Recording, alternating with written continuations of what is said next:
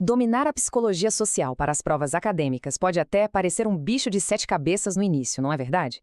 Mas a nossa missão aqui é transformar todo esse mar de informações numa revisão definitiva, super organizada e fácil de reter. Para quem está buscando uma explicação de todo o conteúdo para a prova detalhadamente, este é o lugar exato.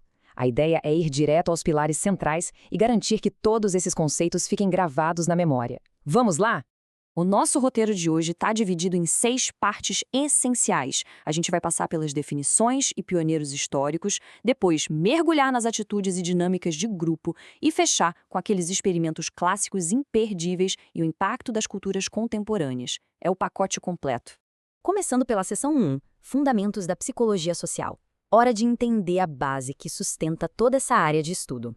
Olha só que fascinante, a psicologia social nunca, em hipótese alguma, analisa o ser humano dentro de um vácuo. Trata-se daquele domínio científico dedicado puramente à nossa interação e à nossa interdependência.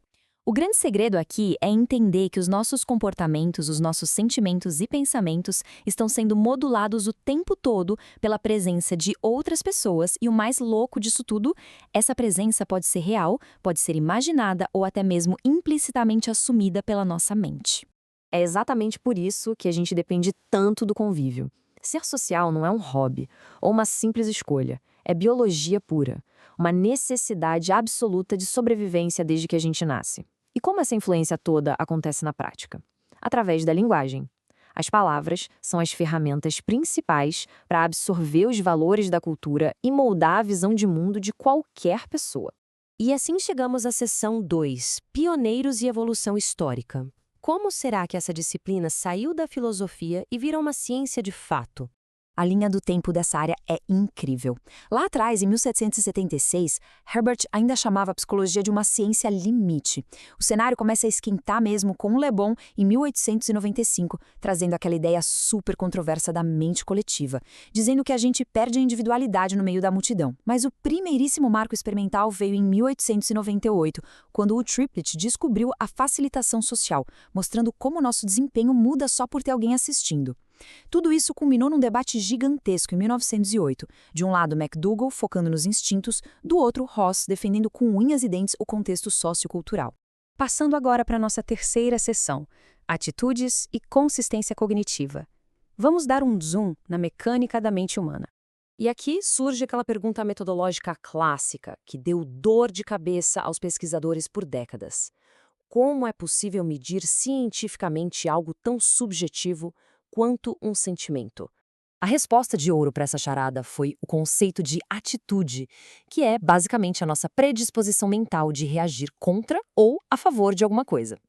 Em 1927, Louis Thurston quebrou o paradigma de que a subjetividade não podia ser medida, criando escalas matemáticas rigorosas para isso. E o negócio ficou tão sério que em 1936, no meio da Grande Depressão, George Gallup transformou isso nas famosas pesquisas de opinião, provando que medir atitudes muda o jogo na política e na economia real. E como a nossa cabeça exige ordem constante, existem 3 teorias que precisam estar na ponta da língua para qualquer exame. Primeiro, a teoria do equilíbrio do Heider, que diz que a gente busca sempre harmonia nas relações. Se rola um desequilíbrio, a tensão é imediata. Depois, temos a super famosa teoria da dissonância cognitiva do Festinger. Sabe quando a gente faz algo que sabe que é errado e cria desculpas para não se sentir mal? É exatamente isso. E, por fim, a teoria da identidade social do Tashfel, mostrando que nós categorizamos o mundo para proteger e elevar o nosso próprio grupo, garantindo aquela massagem na autoestima. O que nos leva perfeitamente para a seção 4, Liderança e Dinâmicas Grupais. O foco sai um pouco do indivíduo e vai para as estruturas de poder. Anotem essa fórmula porque ela é histórica. A teoria de campo de Kurt Lewin resume tudo nesta equação genial. O comportamento é uma função da pessoa interagindo com o seu ambiente.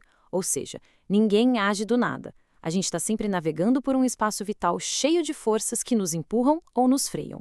E aplicando essa ideia de forças à liderança, o próprio Lewin mapeou 3 estilos clássicos.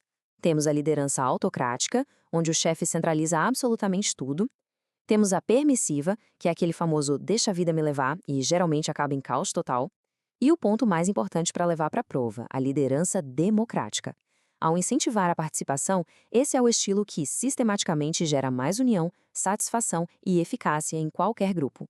Quando o assunto é a coesão de um grupo, tudo gira em torno da solidariedade, que aparece de duas formas. A solidariedade mecânica é aquela obrigatória, tipo a família, onde as pessoas já nascem inseridas. Já a solidariedade orgânica é aquela escolha de parceiros por pura afinidade. Mas preste atenção numa regra de ouro: independentemente do tipo, para o grupo funcionar, os objetivos coletivos sempre precisam esmagar as motivações puramente individuais. Chegamos à seção 5, experimentos clássicos de influência. Hora de ver a teoria sendo testada na prática, com resultados de cair o queixo. Para qualquer avaliação de psicologia social, estes dois estudos são obrigatórios. Em 1936, Muzafer Sherif usou uma luz piscando num quarto escuro, o chamado efeito autocinético, para provar que em situações de dúvida a gente cria normas em grupo super rápido e abandona o julgamento individual.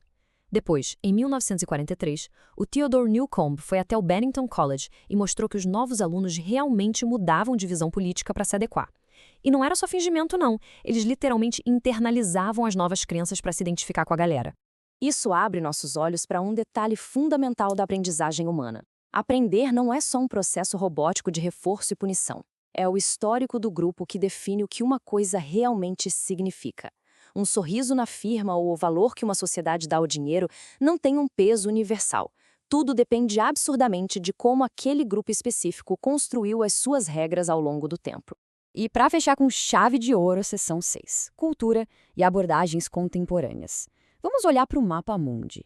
A nossa bagagem cultural dita as regras até de como a gente se emociona. Culturas chamadas de individualistas batem na tecla das necessidades pessoais e do orgulho de vencer sozinho.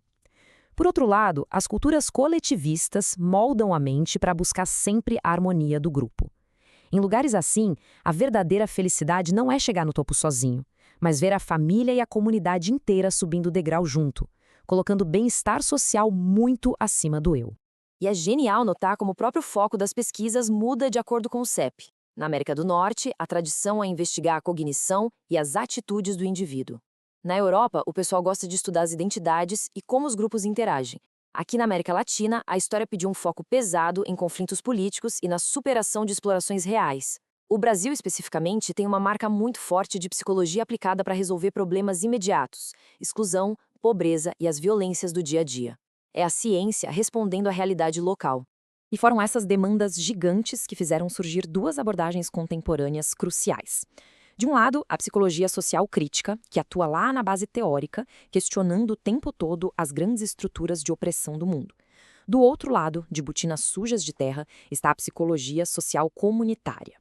Essa aqui pega a teoria e leva para os bairros e comunidades, trabalhando junto com o povo para criar um empoderamento real e transformações práticas no cotidiano.